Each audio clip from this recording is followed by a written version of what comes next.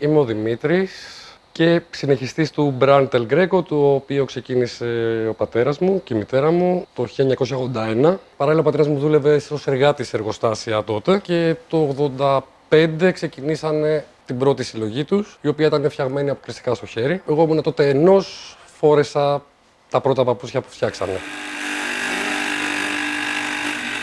Μέχρι το 2007 κατασκευάζανε μόνο παιδικά υποδήματα και μετά συνεχίσαμε με γυναικεία, αντρικά και κρατήσαμε και μια μικρή παραγωγή στα παιδικά. Όλα βασικά τα παπούτσια μας είναι δερμάτινα και δίνουμε έμφαση στο να είναι πολύ άνετα. Στα σαρδάλια έχουμε κάνει έτσι μια καινοτομία. Βάλαμε ένα υλικό τύπου memory foam που παίρνει ας πούμε το αποτύπωμα του ποδιού φορώντας το. Το άλλο που δίνουμε έμφαση είναι να αντέχουν στον χρόνο, να είναι όσο πιο γερά γίνεται. Δεν πετάμε τα κομμάτια του δέρματος τα ρετάλια. Ξεκίνησα να φτιάχνω μικροκατασκευές τύπου δερμάτινα σκουλαρίκια από κομματάκια, τα κόβα σε διάφορα σχήματα. Τα αξιοποιούσαμε στην ουσία. Υπάρχει μια μερίδα που προτιμά ελληνικά προϊόντα, που προτιμάει να ξέρουν πού φτιάχνονται, από ποιους φτιάχνονται, από τι υλικά φτιάχνονται. Δεν το λέω ότι υπάρχει στροφή προς τα ελληνικά προϊόντα, γιατί κυρίως οι καταναλωτές θέλουν ότι τους συμφέρει. Και των πραγμάτων, όσα πράγματα φτιάχνονται στην Ελλάδα λόγω φορολογίας, ίσως είναι και λίγο πιο ακριβά για τον μέσο Έλληνα. Αλλά σίγουρα υπάρχει μερίδα. Και αυτή βασικά προσπαθούμε να βρούμε και το Meat Market ήταν μια πολύ καλή τέτοια περίπτωση να βρούμε τέτοιο κοινό βασικά. Άλλαξε τη φύση της δουλειάς γιατί θέλαμε να βρούμε ένα κοινό που μπορεί να εκτιμήσει το προϊόν μας στη συγκεκριμένη περίπτωση. Χτίσαμε ένα κοινό μεγάλο από Meat Market. Δηλαδή έχουμε Meat Market, έρχονται μετά στο μαγαζί πολλοί από εκεί. Γιατί και εμείς είμαστε λίγο έτσι πιο. Δηλαδή δεν μας αρέσει απλά να φτιάχνουμε κάτι, να το πουλάμε εκεί. Όταν το βλέπεις, ας πούμε, και στα πόδια και βλέπεις ότι αυτό το προϊόν που φτιάχνεις βρίσκει τη χρήση του, είναι ωραίο. Είναι λίγο σαν επιβεβαίωση. Πρόσεξε να το δεις τώρα. Το αποτελειώνουμε.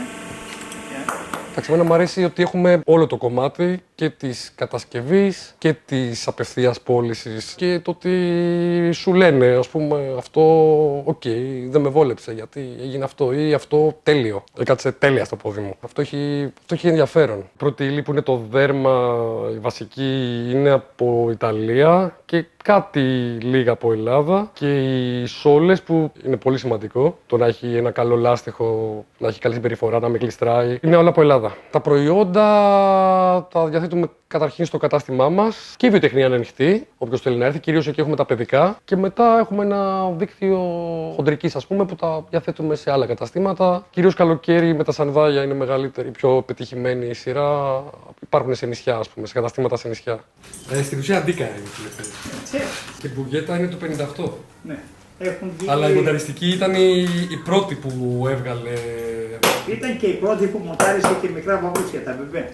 Οι άλλες που κυκλοφορούσαν τότε δεν μπορούσαν. Εδώ πέρα σε όλη αυτή τη διαδρομή που έχω μεγαλώσει με γονείς που έχουν μια βιοτεχνία και έχω μεγαλώσει και με στη βιοτεχνία, ένα παπούτσι το καλοκαίρι, ένα παπούτσι το χειμώνα. Φρόντιζες να είναι σωστό το νούμερο, να έχει λίγο περιθώριο και όχι τεράστιο όπως κάνουν τώρα, λες και δεν ξέρω, να το φορέσεις στα 40 ρε παιδί μου, που καταστρέφει το πόδι του παιδιού στην ουσία. Και όλα ήταν καλά φτιαγμένα. Δηλαδή, ό,τι φτιαχνόταν τότε στη παιδικά παπούτσια που φτιαχνόταν στην Ελλάδα ήταν όλα πολύ καλά. Η ηθική μόδα είναι σημαντική. Γενικά η ηθική είναι καλό να υπάρχει. Με το δέρμα είναι πολύ. Παίζει μια κόντρα και περί ηθικής στη μόδα, γιατί είναι με τα ζώα. Δηλαδή θεωρώ πιο ανήθικο το να φτιάξεις κάτι το οποίο είναι πετροχημικό. Πέρα ότι κάνουν κακό στο πόδι γιατί μπορεί να σχωρήσουν, δεν κρατάνε. Οπότε είναι αυτό, βασικά αυτό, είναι το fast fashion. Οκ, παίρνω κάτι, μου χάλασε, δεν μπαίνω στη διαδικασία να το φτιάξω, το πετάω. Πού πάει αυτό?